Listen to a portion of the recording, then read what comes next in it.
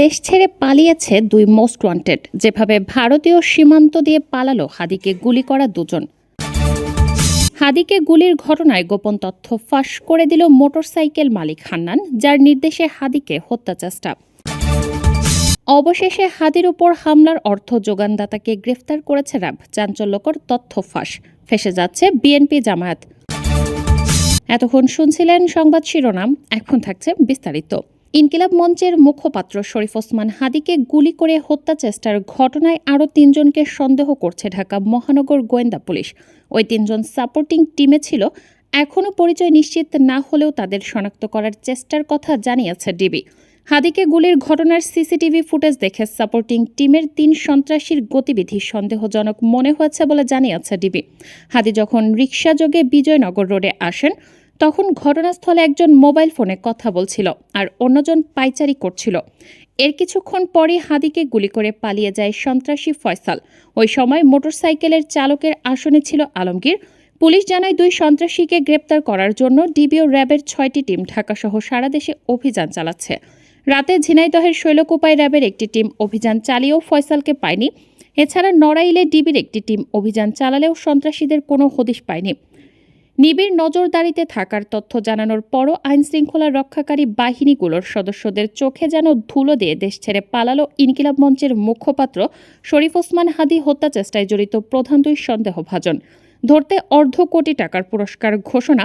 সীমান্তে সতর্কতা আর passport block করার খবরের মধ্যেই মোস্ট ওয়ান্টেড দুই আত্মাই ফয়সাল করিম মাসুদ ওরফে দাউদ খান ও আলমগীর হোসেনের দেশ ছাড়ার তথ্য মিলেছে। তদন্ত সংশ্লিষ্ট সূত্র এ দুজনের পালানোর বিষয়টি নিশ্চিত করলেও পুলিশের পক্ষ থেকে তা আনুষ্ঠানিকভাবে স্বীকার করা হয়নি। তদন্ত সংশ্লিষ্ট সূত্র বলছে, গত শনিবার গভীর রাতে ময়মনসিংহের সীমান্ত ঘেঁষা উপজেলা হালুয়াঘাটের একটি দুর্গম সীমান্ত পথ পাড়ি দিয়ে ভারতের মেঘালয়ে পালিয়ে যায় ফয়সাল ও আলমগীর। তাদের সীমান্ত পারাপারে সহায়তায় জড়িত দুই মানব পাচারকারীকেও আটক করেছে ঢাকা মহানগর পুলিশ। তদন্ত সংশ্লিষ্টরা জানিয়েছেন, হাদির উপর হামলার পরপরই আইনশৃঙ্খলা বাহিনী মূল সন্দেহভাজন হিসেবে ফয়সাল ও আলমগীরকে শনাক্ত করে এবং প্রযুক্তির সহায়তায় তাদের গতিবিধি অনুসরণ করতে থাকে। তবে সন্দেহভাজনরা তাদের ডিজিটাল ডিভাইসগুলো সচল রাখলেও সেগুলো নিজেরা বহন করেনি। এসব ডিভাইস অন্য কোনোভাবে চালু রেখে বারবার সেগুলোর জায়গা পরিবর্তন করানো হচ্ছিল। পুলিশ যখন তাদের ডিজিটাল ডিভাইসগুলোর অবস্থান ধরে ধরে ঢাকার বিভিন্ন জায়গায় অভিযান চালাচ্ছিল, তখন তারা রাজধানী থেকে নিরাপদে বের হয়ে ময়মনসিংহ হয়ে হালুয়াঘাট পৌঁছায় বলেই ধারণা করা হচ্ছে।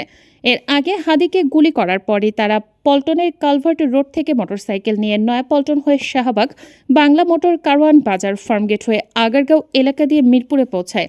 আইনশৃঙ্খলা বাহিনী ও ময়মনসিংহ সীমান্তের স্থানীয় সূত্র বলছে, ফয়সাল ও আলমগীর সেখান থেকে প্রাইভেট কারে করে আশুলিয়া হয়ে গাজীপুর দিয়ে সড়কপথে ময়মনসিংহ যায়। ময়মনসিংহের ব্রিজের পার থেকে বাহন পরিবর্তন করে আরেকটি প্রাইভেট কার নিয়ে হালুয়াঘাটের উদ্দেশ্যে যাত্রা করে। প্রাইভেট কারটি হালুয়াঘাটের ধারাবাজারের একটি পেট্রোল পাম্পে গিয়ে থামে।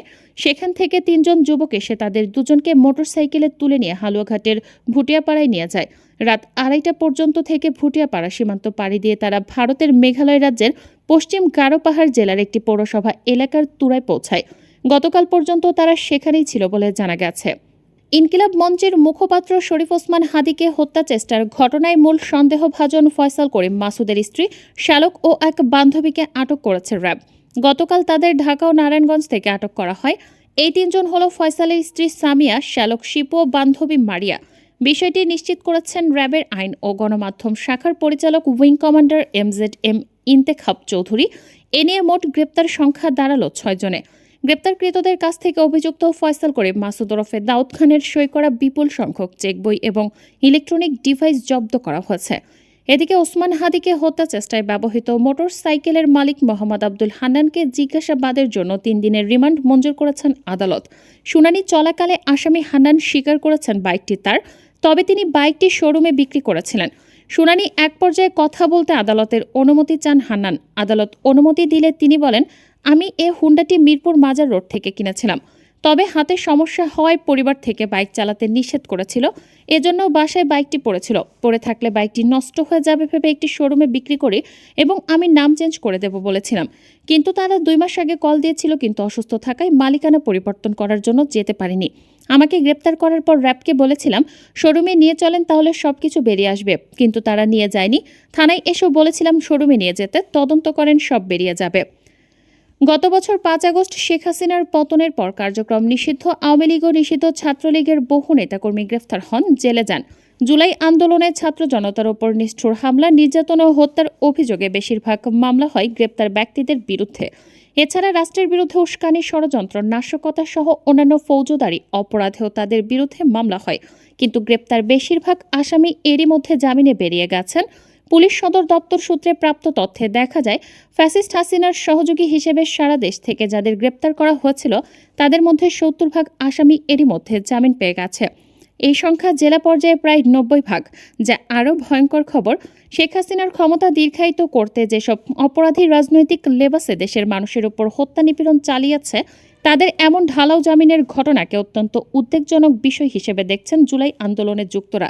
সরকারের তরফ থেকে অপরাধীদের বিষয়ে সতর্ক থাকার কথা প্রসিকিউশনের, তারা ঠিকমতো দায়িত্ব পালন করেছে কিনা তা নিয়েও প্রশ্ন তুলেছেন অনেকে। জুলাই যোদ্ধা ও ইনকিলাব মঞ্চের আহ্বায়ক শরীফ ওসমান হাদিকে হত্যার উদ্দেশ্যে খুব কাছ থেকে গুলি করা হয়। গণমাধ্যমের অনুসন্ধানে হাদিকে হত্যার উদ্দেশ্যে গুলি বর্ষণকারী যুবক ফয়সালের পরিচয় সামনে আসার পর ফ্যাসিস্টদের দোসররা ঝাঁকে ঝাঁকে কিভাবে জামিনে বেরিয়ে যাচ্ছে তা নিয়ে তথ্য সংগ্রহ করে যুগান্তর। শুটার ফয়সাল নিষিদ্ধ ছাত্রলীগের নেতা। গত বছর অক্টোবরে 17 লাখ টাকা লুটের ঘটনায় অস্ত্রসহ সে গ্রেফতার হয় র্যাবের হাতে। এর 2 মাসের মাথায় তার জামিন হয়ে যায়। তার জামিন পাওয়ার ঘটনা সবাইকে বিস্মিত করেছে। শুটার ফয়সাল জামিন না পেলে হয়তো তার হাতে এভাবে হাদিকে মৃত্যুর ঝুঁকিতে পড়তে হতো না। সূত্র জানায়, ফয়সালের মতোই জামিনে বেরিয়ে হাসিনার সহযোগী দোসররা আত্মগোপনে থেকে নানা অপতৎপরতা চালাচ্ছে। আগামী জাতীয় সংসদ নির্বাচন বানচালের জন্যও গভীর ষড়যন্ত্রে লিপ্ত তারা। শেখ হাসিনা ভারতে বসে যেসব নির্দেশনা দিচ্ছেন তা মাঠ পর্যায়ে বাস্তবায়নের কাজ করছে এসব অপরাধী। হাসিনা সহ বিদেশে পলাতক আওয়ামী লীগ নেতাদের নির্দেশে তারা দেশের আইনশৃঙ্খলা পরিস্থিতি অবনতির চেষ্টা করছে। হাদির উপর গুলি চালানো এই ফয়সাল করিম মাসুদের গ্রামের বাড়ি পটুয়াখালীর বাউফল উপজেলার কেশবপুর ইউনিয়নের 2 নম্বর ওয়ার্ডের কেশবপুর কলেজের পাশে। তার বাবার নাম হুমায়ুন কবির। বাউফলে বাড়ি হলেও প্রায় 35 বছর আগেই তারা গ্রাম ছেড়ে রাজধানীর মোহাম্মদপুর আদাবর এলাকার বাসিন্দা হন। বর্তমানে আদাবর থানার পিচ কালচার হাউজিং সোসাইটির 9 নম্বর রোডের 41 নম্বর বাসায় ভাড়া থাকে। 2018 সালের জাতীয় সংসদ নির্বাচনে ঢাকা 12 আসনে আওয়ামী লীগের প্রার্থী আসাদুজ্জামান খান কামালের পক্ষে আসনভিত্তিক সমন্বয় কমিটির সদস্য ছিল সে। এরপরই 2019 সালে কার্যক্রম নিষিদ্ধ ছাত্রলীগের কেন্দ্রীয় কমিটিতে নাম আসে তার। ঢাকা মহানগর ছাত্রলীগের সহসভাপতির পদ পরপর পুরো এলাকায় সে ত্রাসের রাজত্ব কায়েম করে। রিকশার গ্যারেজ থেকে জমি দখল, চাঁদাবাজি, অস্ত্রের মহড়া নিয়ন্ত্রণের জন্য তার আছে আলাদা বাহিনী।